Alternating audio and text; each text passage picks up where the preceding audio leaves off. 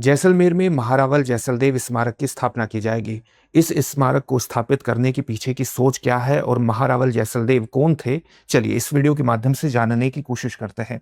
अगर आप जैसलमेर की भौगोलिक अवस्थिति को देखें तो ये जैसलमेर जिला है राजस्थान का, और जैसलमेर की जो स्थापना है, जैसलमेर की स्थापना 12वीं शताब्दी में महारावल जैसल के द्वारा की गई थी। महारावल जैसलमेर भाटी राजपूतों की राजधानी रहा है। भाटी राजपूतों की राजधानी रहा है। अब इन्हीं के नाम पर, यानी महारावल जैसल के नाम पर ही महारावल जैसलदेव स्मारक की स्थापना की जाएगी। स्मारक कहां पर स्थापित होगा? जोधपुर मार्ग स्थित जो रामगढ़ बाईपास है वहां पर इसको स्थापित किया जाएगा। ये रामगढ़ बाईपास पर ही क्यों स्थापित किया जा रहा है? क्योंकि ये शहर का प्रवेश क्षेत्र है, और जो भी शहर में प्रवेश करेगा वो राजस्थान और अंततः जैसलमेर के इतिहास, संस्कृति और वास्तुकला से परिचित हो, इस प्रकार की योजना है। राजस्थान के इतिहास, संस्कृति और वास्तुकला से किस प्रकार से परिचित होगा? क्योंकि यहां पर जो महारावल जैसलदेव स्मारक की स्थापना की जाएगी, इसमें पीले पत्थरों की वास्तुकला का प्रयोग किया जाएगा। राजस्थानी संस्कृति और राजस्थानी वास्तुकला का इसमें विशेष रूप से प्रमुखता से इस्तेमाल होगा। पीले पत्थरों की वास्तुकला जैसलमेर के संदर्भ में विशेष रूप से खास क्यों है? क्योंकि जैसलमेर जो दुर्ग है, जैसलमेर दुर्ग के बारे में आपने जो सुना होगा, जैसलमेर का प्रमुख आकर्षक पर्यटक स्थल है। जैसलमेर दुर्ग को सोनार किला या स्वर्ण दुर्ग के नाम से भी जाना जाता है। क्यों?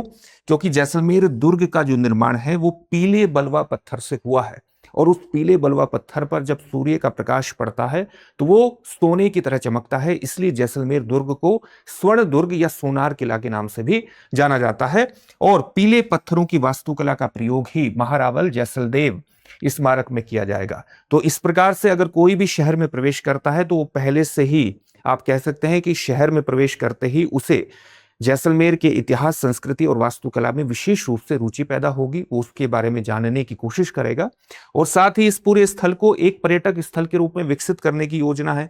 पर्यटक स्थल के रूप में विकसित किस प्रकार से किया जाएगा?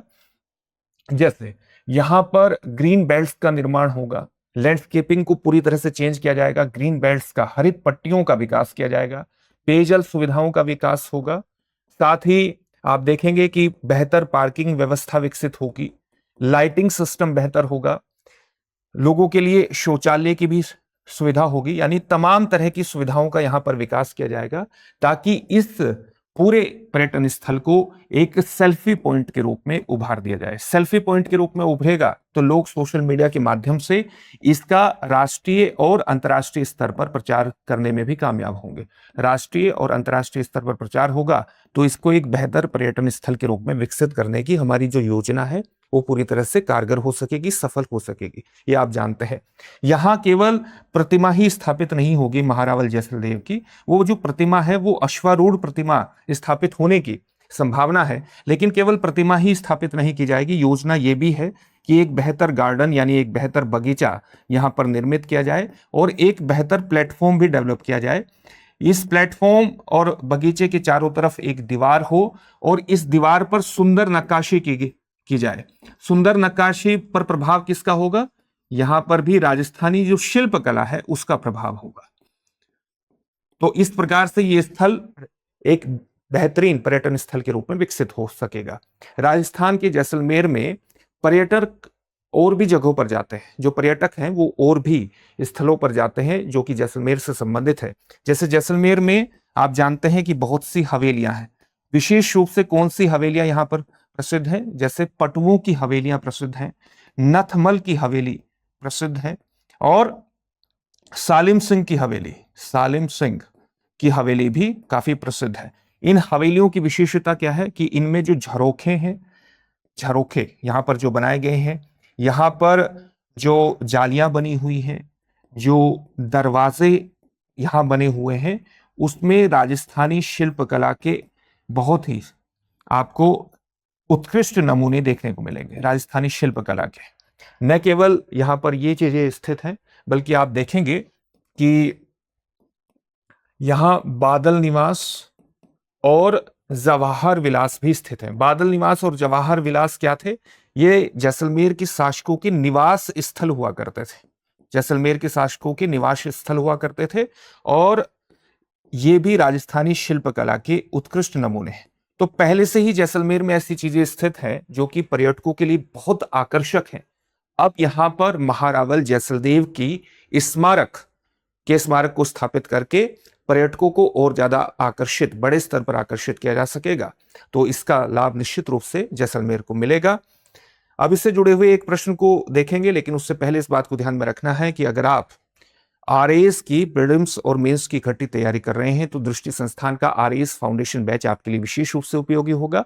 ऑफलाइन मोड और ऑनलाइन मोड दोनों में ये उपलब्ध है। ऑफलाइन मोड की क्लासेस जयपुर शाखा पर उपलब्ध है और ऑनलाइन मोड की जो क्लासेस होंगी वो जयपुर क्लासरूम से ही लाइव आपको मिल जाएंगी।